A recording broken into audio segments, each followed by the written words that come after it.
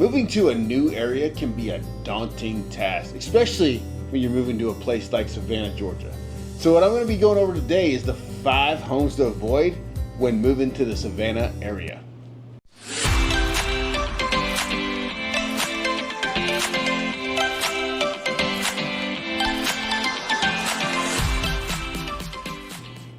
Hey guys, Pastor Don of XP Realty, part of the Johnson Group here in beautiful Savannah, Georgia. And today I'm here to talk to you about the 5 homes you should avoid buying when you move into our market. But before I do that, if you get any value from this video, do me a favor, like, share, subscribe, share this video with your family and friends that may be looking to move to our area. This could definitely be helpful for them, or actually anybody looking to buy a home for the first time may not even know what they should be avoid buying. So let's just get right into it, okay? So the first home that you should avoid buying is a home near a busy road or railroad tracks. Now, I know that seems probably intuitive in and of itself, because why would you want to live by a busy road? Why would you want to live by railroad tracks? Well, I'll tell you, sometimes there's a huge discount in homes that are near noisy areas. For instance, I'm not going to talk about the area or the builder, but there's a builder out there that has a home that's like as close to railroad tracks as it could possibly be, and that home is $20,000 less than a home that's a block away, right? So it's enticing, right? It's enticing. You would, oh man, look, I could save $20,000. All I have to do is deal with a train that's just coming right by me. But you got to think about it, and this is what I always think about when I'm helping people buy a home, right? I want to make sure that if they want to move, the resale value is there, right? If they get a $20,000 discount in the beginning when they buy the home, they're going to have to do the same thing when they're selling the home. They're going to have to give a discount because of the railroad tracks. Not to mention, it's just going to eliminate some people that are just not going to buy the home because of its location. Because not only is it noisy, but it can be dangerous if their animal gets out, a dog gets out and goes on the tracks and gets run over by a train, or God forbid, the child runs out in the middle of the road and gets hurt. Like, you don't want to eliminate people that would potentially want to buy your home. So avoid buying a home near a busy road or railroad tracks. Number 1, avoid those, okay? Number 2, flip homes, right? Now I know, right? Flip homes look great. Okay, you walk in there, everything's brand new. It's like a 1955 home, but he's got brand new appliances, brand new cabinets, brand new paint job. Maybe they've got new vanities. Maybe they got great new showers, right? But here's the thing. Now, I know a lot of flippers out there. I know good ones and I know bad ones, right? They're all just trying to make money, and they got to make 30%, right? So sometimes they cut corners in certain areas, even the good ones, right?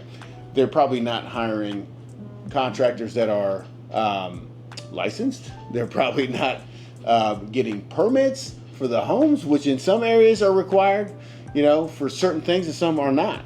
But if they're required and you don't have the permits, right, then it's not getting that extra layer of inspections that need to be done on that, improvement. Maybe they put an addition on or something like that. You want to have the permits so that when you go to resell the home, you already have, that it's already been filed. So that's another thing, like for you to resell the home.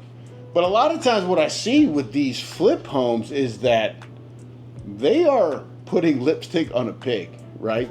They're just doing the paint job. They're replacing those things, but they're not taking care of any of the faulty wiring going through the home. Maybe there's a rat's nest of wiring that they kind of cleaned up, but like the wiring's all over the place. There's no grounds. The plumbing could be old, right? Water heaters could be like just basic, as quick a turnaround as possible. They're doing, right? And they're getting right back on the market to sell it, because every month they own the home, they're making a payment. Interest payment, they're making a mortgage payment, right? So they want to sell the home quick, so they want to turn it over fast, which could lead to shortcuts, okay? Now, here's the thing. When you're buying a flip home, there's no warranties if the foundation is bad, or if the work that it did was shoddy. There's no warranties for that, right? You're just going to have to deal with the problems, okay? But here's another thing, and I think a lot of people don't think about, is when you're buying a home that has been flipped, you need to ask for a seller's property disclosure. A lot of times, investors don't want to provide what's called a seller's property disclosure. They're going to say, hey, I've never lived there. I don't know what's going on with the property, which I think a little bit of a fib, because I know when they bought the home, they did an inspection on it to make sure that they're going to make a profit on the home. So they did their homework on the home. So they know what was going on with the home. They just don't want to provide a seller's property disclosure because it's just easier for them to give you the latent defects form, right? So I would always ask for a seller's property disclosure if you're buying a flip home. And there's another thing that a lot of people don't think about in a flip home. Say someone went in there, flipped the home quick. Maybe they flew in from a different state, came in, flipped a couple of homes, sold them off really quick, and then they leave, and then they pay the contractors. What do you think happens then? I'll tell you what happens. In the state of Georgia, the contractors can put a lien on the home. And then when you go to sell the home in 5 years, the attorneys will be like, hey, there's mechanical liens. There's like 5 mechanical liens on this home that you're going to have to pay for. You're like, what? What happened? Well, when the contractor did the work and they didn't pay the contractor, even if they had a dispute with the contractor, like, no, I paid you enough. And the contractor's like, no, I didn't think you paid me enough. He puts a lien on the property. It's your problem now because you own the property. So just avoid flip homes if at all possible, because like I said, you don't know what's going to come with that. It could be a bag of tricks or it could be awesome. Who knows? But avoid them, okay? Third home.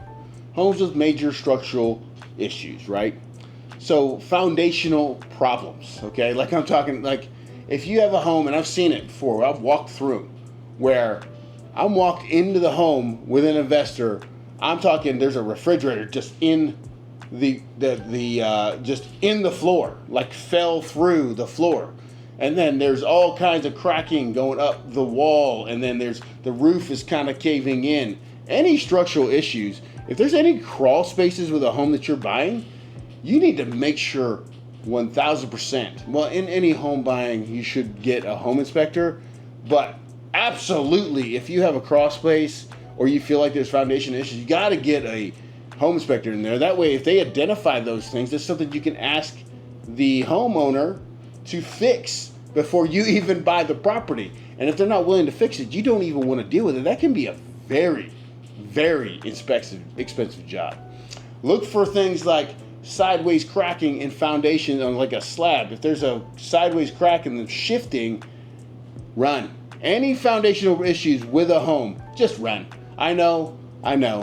A lot of times people will, I just paid the home inspector. It cost me $500 to have a home inspector. I don't want to lose that money. Maybe I just deal with that. No, run from that one. Now, this is the one thing, don't mess with structural problems on the foundation. Just don't do it, okay? The next one, number 4.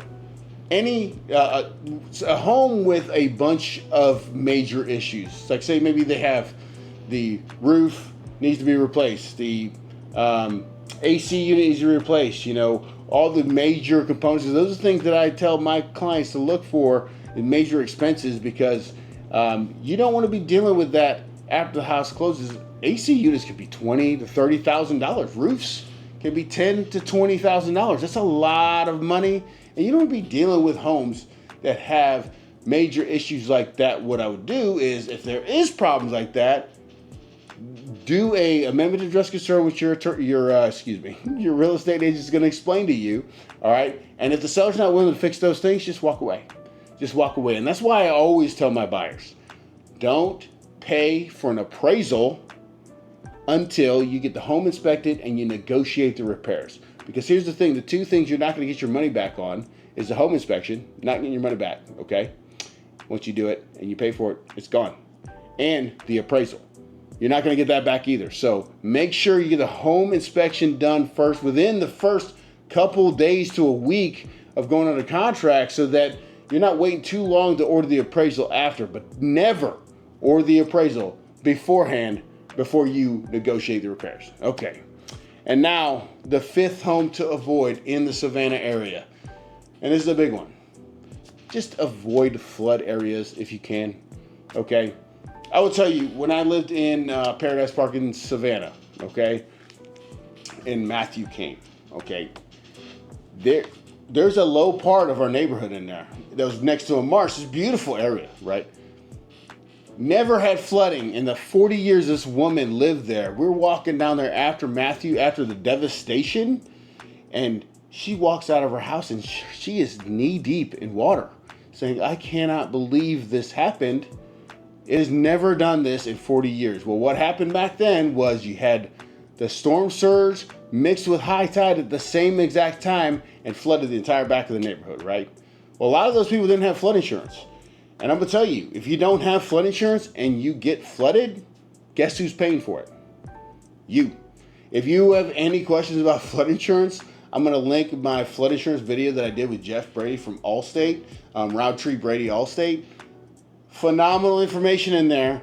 I would almost, after what had happened with Debbie too, in this area, I would suggest that anybody that owns a house in this area get flood insurance, because here's the thing. If you're not in a flood zone, flood insurance is going to be relatively cheap, right?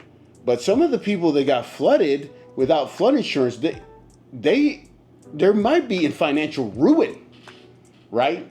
You don't want to be in that situation. So avoid flood insurance or flood zones if you can. And if you buy a home in our area, get flood insurance, because you never know where water is going to pool if we have just an insane amount of rain, which because the weather has changed in our area significantly since I've been here. More hurricanes, more rain, okay? Areas that didn't flood before might be flooding now. So you got to make sure you protect yourself by either avoiding flood zones or definitely getting flood insurance.